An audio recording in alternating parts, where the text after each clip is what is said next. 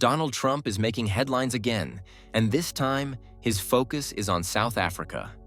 He claims the country is confiscating land and mistreating certain people, and in response, he has vowed to cut all U.S. funding to South Africa until the situation is investigated. It sounds serious, almost alarming, but is there more to the story than what Trump is saying?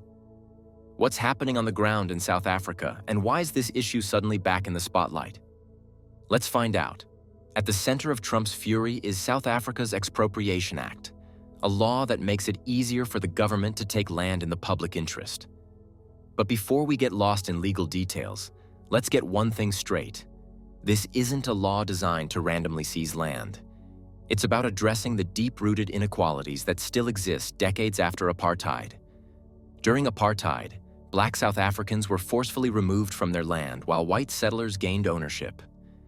Even today, a small percentage of people own the majority of South Africa's land, and this law aims to fix that imbalance. But Trump and his supporters have called it an attack on private property and a form of racial discrimination, which some say can be misleading. The law itself doesn't target any specific racial group, and it's not about seizing land just for the sake of it. The act ensures that expropriation follows South Africa's constitution, particularly Section 25, which protects property rights while allowing expropriation for the public interest. But even if Trump's claims are right, the idea of expropriation without compensation isn't unique to South Africa. The United States has eminent domain laws that allow the government to take land for public use, while countries like Germany and Australia have similar policies. Yet, for some reason, Trump and his supporters only take issue when South Africa tries to do the same. His statement paints a picture of a country in chaos, where the government is recklessly grabbing land. But in reality, this law has been debated for years, and it follows a democratic process. If this isn't about land, then what's driving Trump's outrage? That's where the economic and political angle comes in. The bigger question isn't about property rights. It's about what South Africa represents in today's shifting world order. Trump's decision isn't just symbolic. The United States provides around $440 million in aid to South Africa every year.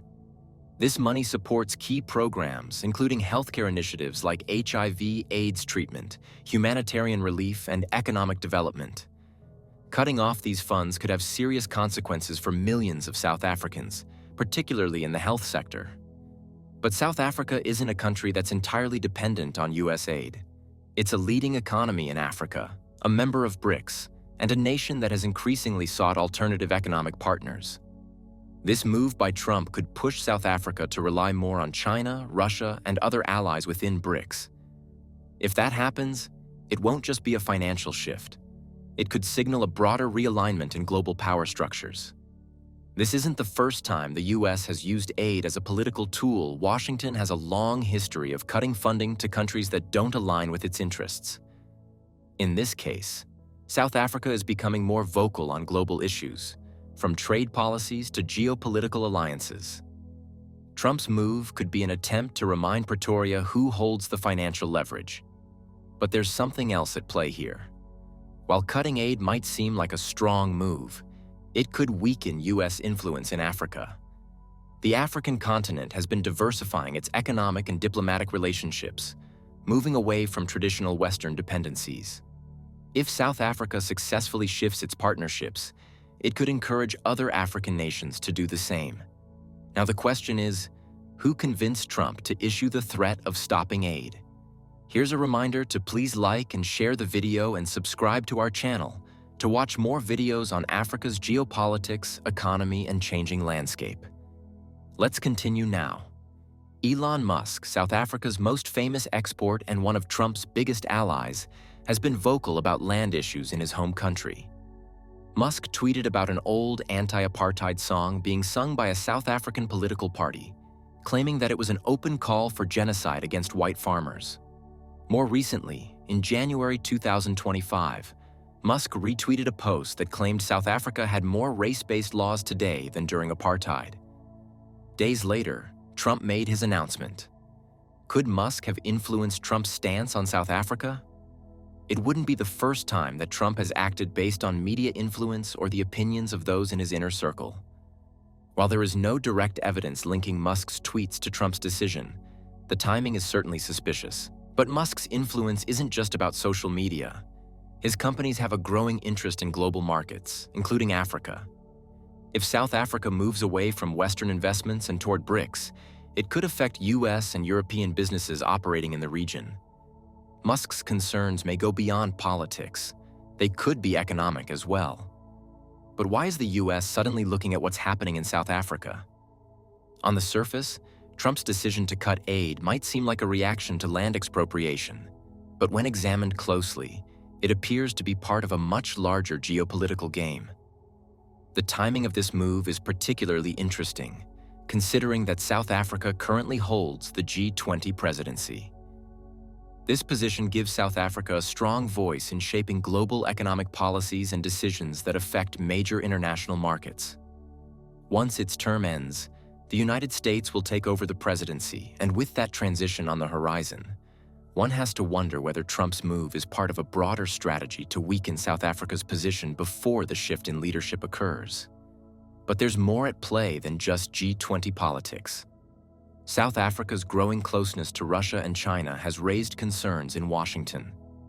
As the world moves toward a multipolar order, where US dominance is being challenged, alliances like BRICS have become a serious point of contention. South Africa has embraced deeper trade and security ties with China while maintaining long-standing historical ties with Russia. This shift doesn't sit well with the US and its Western allies, who are accustomed to having more control over Africa's economic and political decisions. Cutting aid could be a way to send a clear warning.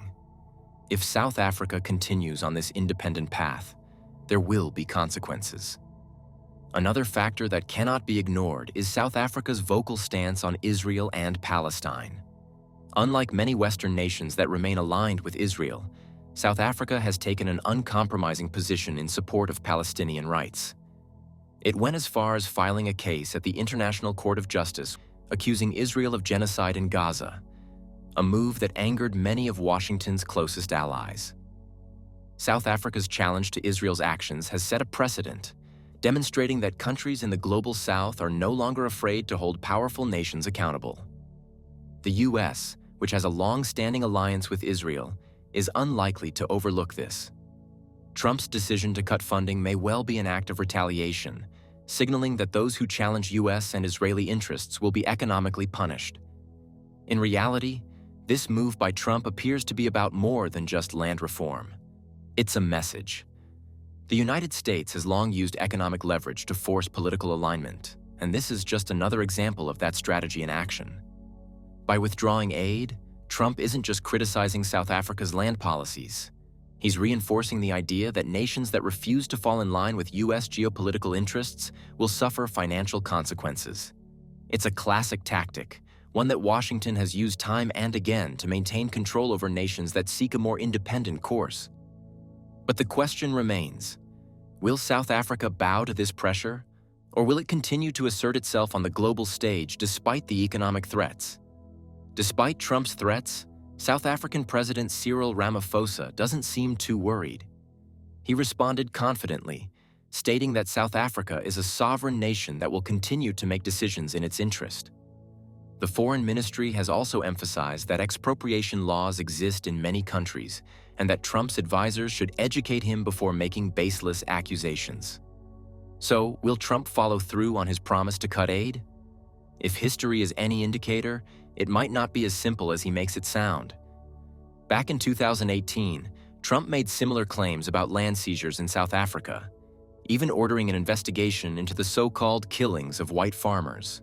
That investigation never amounted to anything, and the issue faded away. This time around, things could go in a similar direction.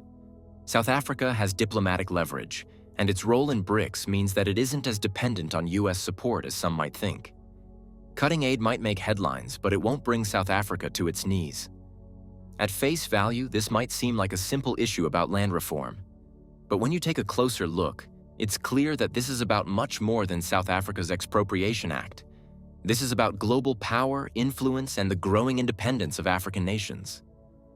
Whether Trump's decision is truly about land or something else, South Africa isn't backing down. The continent is changing, and the US is realizing that it can no longer dictate terms the way it once did. Do you think Trump is trying to divert people's attention here? Is this a big deal? Let us know in the comments section. Is it all talk by Trump, or is he serious this time? Do you want to watch more videos like this one? If yes, subscribe to our channel and press the bell icon next to it.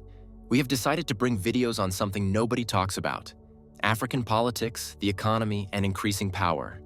Thanks for watching, and until the next video, stay tuned. Tell us what you think in the comment section. Like and share the video, and subscribe so that you don't miss any of our African videos. It's the best way to support us.